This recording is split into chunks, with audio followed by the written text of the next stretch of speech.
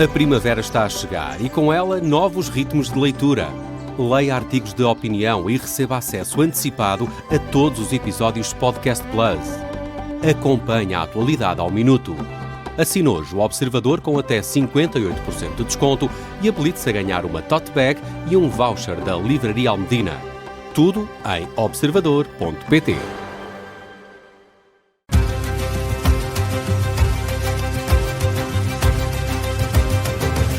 Não se fala de outra coisa. Não, do Noma, aquele restaurante em Copenhaga, 13 estrelas Michelin, e de como caiu em desgraça com as notícias em torno do chefe e um dos cofundadores do restaurante e do conceito, que entretanto foi crescendo por todos os lados. Foi, de facto, o Noma arrastado pelas notícias por causa do nome do Noma. René, não será assim? René Redzepi, não me atrevo a tentar dizer corretamente o nome deste homem, que acabou por se demitir da empresa agora na sequência das alegações de que terá abusado, humilhado, maltratado os funcionários durante anos. Foi num crescendo. A gota d'água terá sido agora o conceito do pop-up Noma em Los Angeles, que ia arrancar. Os patrocinadores retiraram o apoio. Abriu na quarta-feira, e o chefe que deveria liderar esta operação acabou por anunciar que se iria afastar. Aparece no vídeo a pedir desculpa à equipa, ainda assim a admitir que um pedido de desculpas não chega, assumindo as responsabilidades pelos atos e dizer que não foi capaz de lidar com a pressão. O que é certo é que as últimas semanas têm sido marcadas, de facto, por um historial de violência. Começa com um antigo responsável pelo laboratório de fermentação. Imagine-se o conceito do restaurante que tinha um laboratório de fermentação, mas foi esse antigo funcionário que começou a publicar relatos dos abusos que testemunhou, partilhou histórias também que foram enviadas por outros funcionários. E no último fim de semana o New York Times publicou também uma reportagem com relatos arrepiantes de coisas que aconteciam no restaurante. Falo mesmo de humilhações, quase humilhações sexuais, até algumas delas, socos, enfim, uma coisa mesmo muito, muito complicada, e também a utilização de estagiários não remunerados durante anos a trabalhar em 16 horas por dia, os estagiários e não só. É um relato que mostra um pouco os bastidores da alta cozinha, da pressão, da forma como este trabalho se tornou também uma indústria muito competitiva, levada ao extremo. E vemos por aquela série The Bear, não é? The Bear, exatamente. É um stress permanente. É um stress permanente. Acontece também na vida real e está a acontecer num dos restaurantes mais prestigiados, e a questão da reputação é muito importante também. Como se vê. Porque a ascensão foi alta, mas agora também a queda. A queda está a ser muito estrondosa. É isso. Muito estrondosa. Muito bem, olha, quem está de parabéns por estes dias é o Twitter. Pois é, fez no sábado, exatamente 20 anos, foi publicado o primeiro tweet, na altura ainda uma coisa experimental, mas bastaram 3 anos depois do lançamento para conquistar políticos, celebridades, enfim, músicos, atletas, toda a gente, se quisermos, e estes tornaram-se seguidos por milhões de pessoas, mas foi de facto a 21 de março de 2006 que Jack Dorsey, que é um dos cofundadores do Twitter, entretanto, como sabemos, já o venderam a Elon Musk, ele publicou o primeiro tweet de sempre, ele próprio, que dizia só a configurar o meu Twitter aqui escrito até com abreviaturas TWTTR. Mas foram precisos depois mais alguns meses, esta primeira comunicação inicial, até o Twitter estar disponível para o grande público. Isso aconteceu então em julho de 2006, na altura as mensagens limitadas a 140 caracteres. Entretanto aumentaram já para cerca do dobro. Bom, Barack Obama foi um dos primeiros. Agora sim, as discussões são profundas. Profundíssimas, agora dá para argumentar ali, nem sabemos às vezes o que fazer com tanto caractere ali, não é? Barack Obama foi um dos primeiros a juntar-se à rede, ainda em 2007, e ainda é o segundo utilizador com maior número de seguidores, são quase 120 milhões.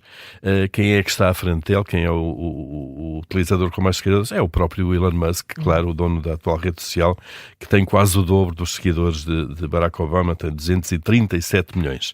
Ora bem, vamos aqui um bocadinho a um jogo do primeiro tweet. O primeiro tweet da conta pessoal de Obama foi ainda antes da campanha para as presidenciais de 2008, nos Estados Unidos, que ele viria a ganhar, e ele escreveu na altura: pensar que estamos a apenas uma assinatura de acabar com a guerra no Iraque.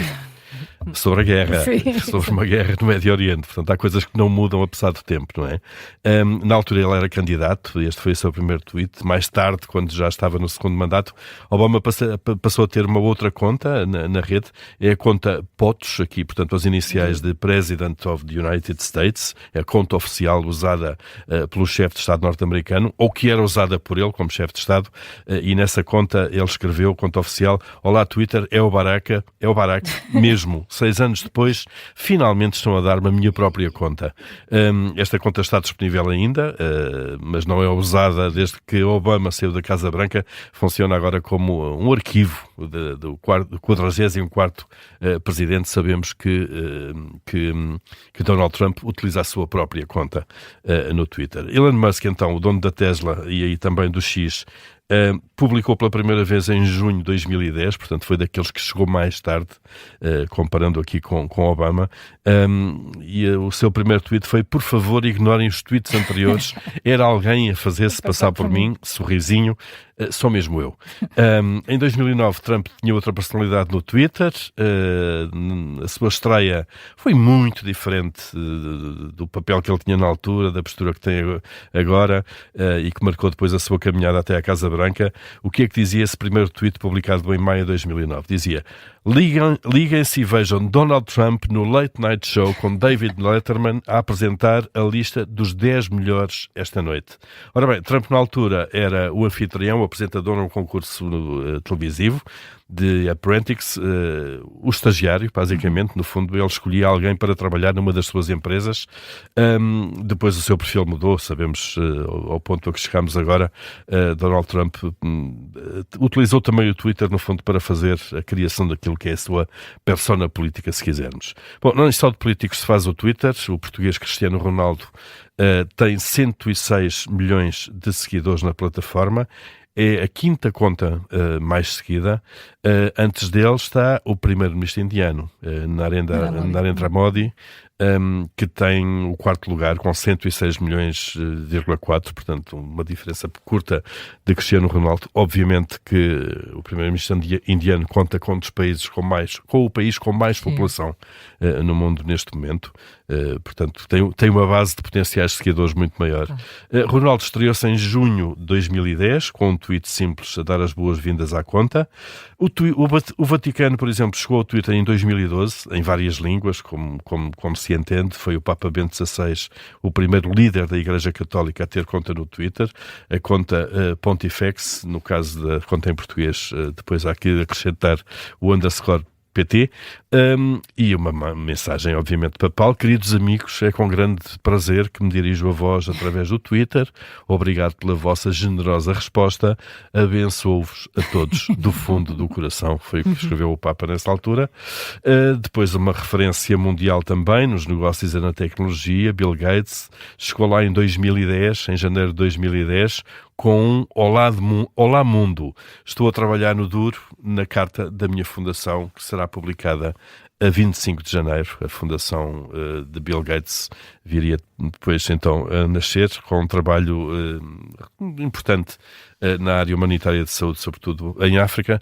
Enfim, algumas primeiras palavras no Twitter, 20 anos depois. Há aquela referência das últimas palavras famosas, não é? Aqui vamos ver, são as primeiras.